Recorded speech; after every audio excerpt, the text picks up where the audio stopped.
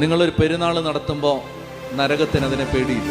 നിങ്ങളൊരു ഉത്സവത്തിൽ പങ്കെടുക്കുമ്പോൾ നരകത്തിനെതിരെ പേടിയില്ല. നിങ്ങൾ വലിയൊരു കൊടിമരം പണിതാലൊന്നും നരകത്തിന് പേടിയൊന്നുമില്ല. നിങ്ങൾ എന്തെല്ലാം ഈ ലോകത്തിൻ്റെ മേളം നടത്തിയാലും നരകത്തിനൊരു പേടിയില്ല. നിങ്ങളൊരു പായ വിരിച്ച് മുട്ടുകുത്തിയാൽ നരകം വിറയ്ക്കാൻ തുടങ്ങും.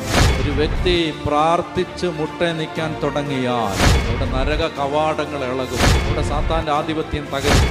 2000 വർഷം മുമ്പ് ഗലീലയിലും യൂദയായാലും ജെറുസലേമിലും മുഴങ്ങിക്കേട്ട യേശുവിൻ്റെ ശബ്ദം നശിച്ചു പോയിട്ടില്ല.